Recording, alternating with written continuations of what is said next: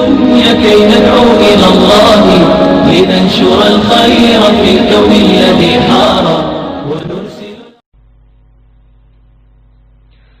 بسم اللہ الرحمن الرحیم. صرف 5 منٹ کا مدرسہ قرآن و حدیث کی روشنی میں 19واں دن 19 محرم الحرام. نمبر 1 اسلامی تاریخ. حضرت ابراہیم علیہ السلام کی قوم کی حالت. حضرت ابراہیم علیہ السلام نے جس خاندان اور ماحول میں آنکھیں کھولی اس میں شرک و بت پرستی اور ضلالت و گمراہی بالکل عام تھی. سارے لوگ بتوں کی پوجا کرتے اور چاند سورج اور ستاروں کو اپنی حاجت و ضرورت پوری کرنے کا ذریعہ سمجھتے. ہر ایک نے اللہ تعالی کی طاقت و قدرت اور وحدانیت کو بھول کر بے شمار چیزوں کو اپنا معبود بنا لیا تھا. خود حضرت ابراہیم علیہ السلام کے والد آزر اپنی قوم کے مختلف قبیلوں کے لیے لکڑیوں کے بت بناتے اور لوگوں کے ہاتھوں فروخت کرتے تھے اور پھر لوگ اس کی پوجا کرتے تھے. یہاں تک کہ آزر خود اپنے ہاتھوں سے بنائے ہوئے بتوں کی پوجا کرتے اور ان سے عقیدت و محبت کا اظہار کرتے تھے. ایسی جہالت و گمراہی اور حق و صداقت سے محروم ماحول میں حضرت ابراہیم علیہ السلام نے توحید کی آواز لگائی اور لوگوں کو سمجھایا، مگر کسی نے آپ کی دعوت کو تسلیم نہیں کیا اور سختی کے ساتھ مخالفت کرنے لگے. نمبر 2 اللہ کی قدرت. زبانوں کا مختلف ہونا. اللہ تعالی نے دنیا میں بے شمار قوموں کو پیدا فرمایا جن کی زبان ایک دوسرے سے الگ ہے. کسی کی زبان عربی ہے، کسی کی فارسی، کسی کی انگریزی ہے تو کسی کی اردو اور ہندی.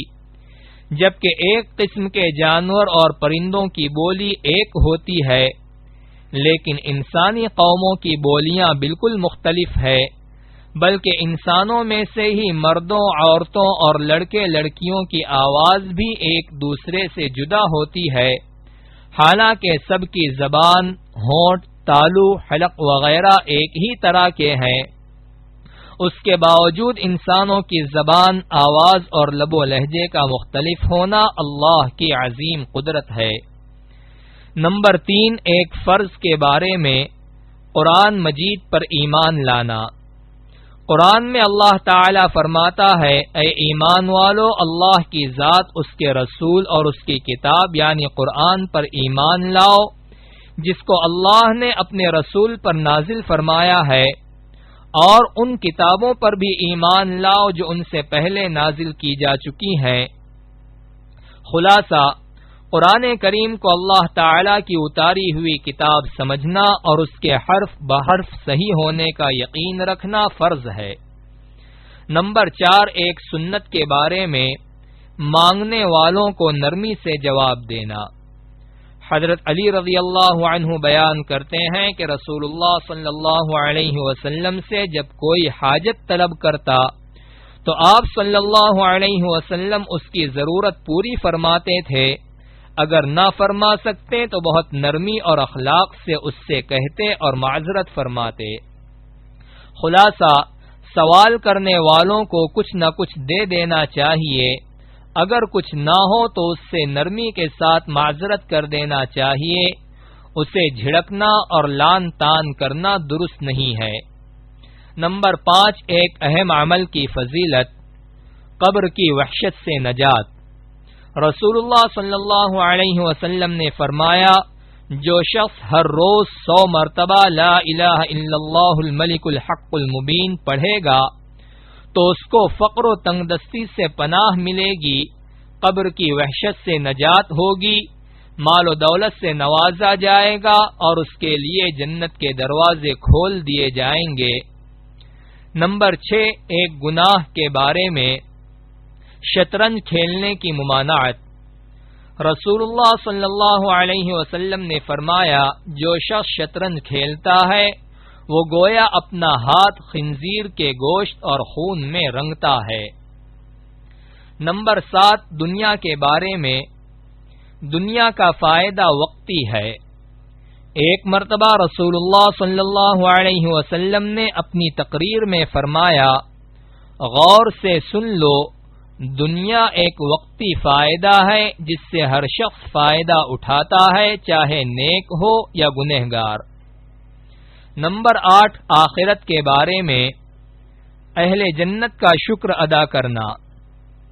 قرآن میں اللہ تعالی فرماتا ہے، جنتی جنت میں داخل ہو کر کہیں گے کہ حمد اور شکر اس اللہ کے لیے ہے جس نے ہم سے ہر قسم کا غم دور کر دیا۔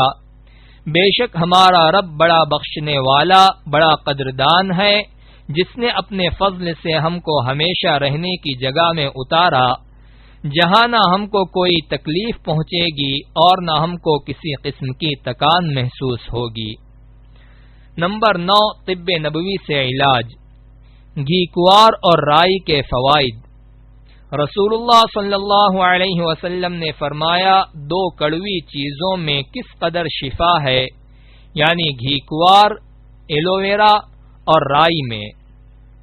نوٹ: گھی کوار چہرے پر لگانے سے اس کو نکھارتا ہے، جلد کی خشکی دور کرتا ہے، سر پر لگانے سے بال اگاتا ہے، جلے اور کٹے ہوئے نشانات کو دور کرتا ہے، اس کے استعمال کرنے سے شوگر کے مریض کو عافیت ہوتی ہے، اور رائی کا تیل دماغ کو قوت بخشتا ہے، مالش کرنے سے جسم میں چستی پیدا کرتا ہے۔